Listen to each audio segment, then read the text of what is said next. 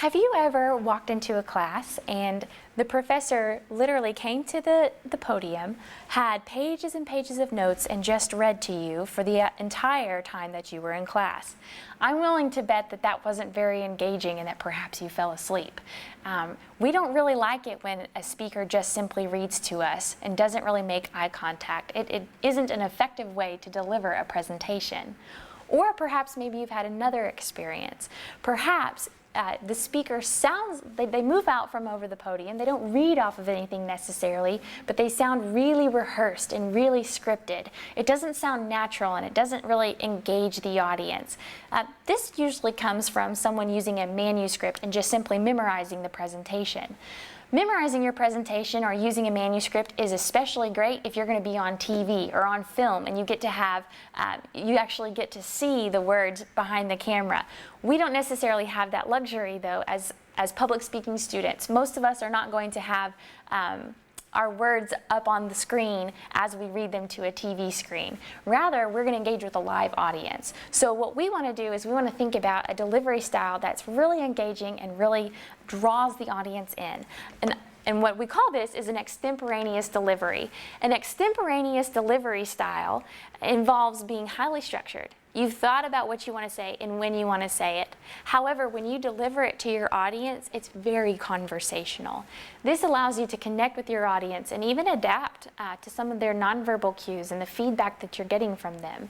Each time that you give the same presentation, it will sound a little bit different, but this really frees you up and allows you to speak conversationally and tell us what you know. So you might be thinking then, okay, if I don't sit down and write out word for word exactly what I want to say in my speech, then how am I going to prepare for this? What am I actually going to do so that I get up there and it looks like I know what I want to talk about? What we're going to talk about is putting together an effective speech outline. This is going to be your tool that allows you to come across as planned and prepared, to have a nice orderly structure to your speech, but it also allows you to be highly conversational with your audience. So let's talk about what this speech outline should be. First of all, it's just the sentence representation of your message. It's not a manuscript though, so it's not going to be everything that you'll say. There will be things that you say that are not necessarily on your outline, but you're going to use phrases instead to help you remember, oh yes, that's what I want to say here. Okay, it's your plan, and you're going to speak that plan into action when you actually deliver your presentation. In addition, this speech outline is going to make sure that you are very clear and very organized, but also conversational. So what should a good speech outline do? Well, first of all, you have to have a title. Come up with something creative. This is your work, and perhaps you're going to give this presentation multiple times. So that should be on your speech outline, just like you would for an essay. For your speech outline, I want you to have your topic and your general and specific speech goals listed on top because it tells anybody who might be looking at your outline what this speech is about. It also is a good starting place for you as you prepare the speech. Then I would like you to have your introduction, your transition statements, your conclusions written in full sentences. Go ahead and plan out what you want to say in that introduction. Go ahead and plan out the sentence or the phrase that you want to use when you transition from the introduction to main point 1 and from main point 1 to main point 2 and how you're going to transition into the conclusion. You want to write that out on your speech outline. However, the body of your speech should be written in phrases only. Try to keep it nice and concise, but making sure that you're including all of the important information that you want to communicate to your audience. So this is really what's important, and this is the difference between a speech outline and a manuscript. The main part of the message is just written in phrases, not actually spelled out word for word. In addition, you want to use a consistent set of symbols, okay? And I'll show you an example of that in just a moment. I also want you to make sure that you have 2 of everything when it comes to the body of the speech.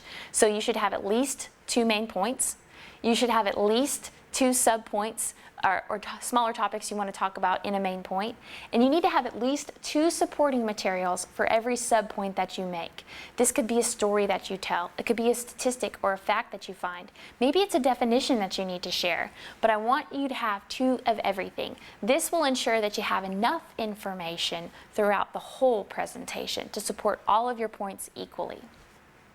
In addition, you want to use labels. I want to see you label your introduction, the body, and the conclusion.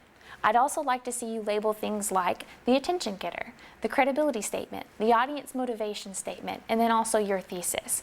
This will really help you as you practice, and it also tells anybody who's looking at your outline what these parts are supposed to be. And then lastly, you're going to be incorporating some credible sources into your speech, a minimum of 3, and I would like you to cite those in written form at the end of your outline. You can choose to either use MLA or APA format, whatever you are most comfortable with. So let's take a look at and compare some good outlines to bad outlines, okay? First of all, good outlines are going to use that consistent set of symbols. If you'll take a look at the PowerPoint, you see that the good outline example, everything is neat and tidy, okay? Meaning it's going to be very easy for you to see the structure and the flow of your speech. Now taking a look at the bad example side, you'll see that it's all kinds of crazy choppy, okay? Main point 1 has one symbol, but then main point number 3 is represented by a different symbol. This is a little bit chaotic and it's hard to read. One of the skills that I want you to learn in my class has to do with how we communicate through a written form. And if you remember from your textbook and from our earlier conversations, employers want to see this. Employers want to see that you can put together a professional document that doesn't have mistakes in it. And this is really your opportunity to hone in on and work on the written communication skills for this particular course. Okay, so another example of what good outlines do. Good outlines include 2 of everything, like I said earlier. So take a look at that. There are at least 2 main points. There's at least 2 subpoints also. On the bad outline example, it's kind of inconsistent. Main point number 1 has 1 subpoint. Main point number 2 has 3 subpoints, and then main point number 3 doesn't have anything. Just looking at the outline and the structure of the speech tells me something important.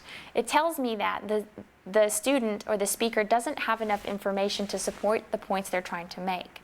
Main point number 3 perhaps isn't really a main point that needs to be made if we don't have enough information to support it.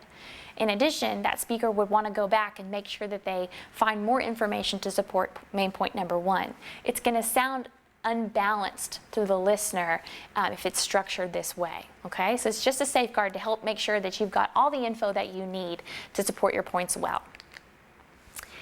Good outlines are going to use parallel headings, whereas bad outlines, there's a lot of inconsistency and they sound choppy. So take a look at the bad outline example first, okay? The main point here is that communication majors can find jobs in corporate training. The 3 subpoints that perhaps you're going to talk about are job duties of corporate trainers, salary, and career growth in corporate training opportunities. That's okay, but how can we change that and rewrite that to make it sound really simple and concise and parallel to one another? Well, what you could actually do instead is you could transform those lengthy, choppy sentences into 3 statements that mirror or parallel each other. So maybe now we want to talk about job duties, job salary, and job growth. What's similar about all 3 of the things I just said? Well, they're 2 words, and they all use the word job, and it's the exact same information as the bad outline example, except that it sounds nice. And for your listener, it's going to help them to kind of stay on track with what it is that you're talking about. So I'd like to see you all try to incorporate some parallel headings into your own presentations. How can you pare down your information, say it in a different way, phrase it differently, such that it is parallel, okay? Okay. Good outlines are also going to use phrases, whereas bad outlines really use lengthy sentences. If you look at the bad outline example, everything that's written there can actually be, again, pared down to a short phrase, and you still have all the information.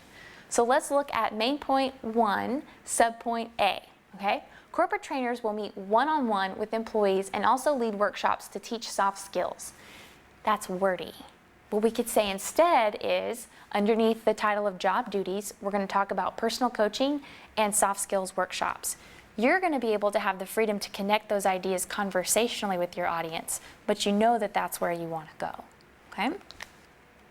Lastly, here is an example of what I'm looking for when I look at your sources. Again, you want to communicate professionally, and you want to give credit to the people from whom you've drawn the information. Okay, and this is the source. This is where you can actually cite that information and give them credit in written form. So in the bad outline example, there's information that's missing, the format is inconsistent, it really kind of looks like a mess.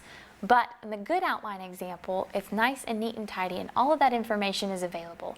Who knows, you may have done such a great job presenting excellent information that your audience actually wants to go look up an article that you shared or read for themselves a book that gave you a lot of great information. They're not going to be able to find that source if you don't cite it correctly. But if it is cited correctly, then they know exactly where to go. So just to recap, here is your checklist of all the things that you want in your outline. The big key ideas are this. You want to write out the intro, transition, and conclusions in full sentences, but you want to keep the body written in phrases. Include your good information in the outline, but think about how you can pare it down and write it in a more simple and concise form so that you know what you want to say, you know when you want to say it, but you can speak it conversationally for your audience.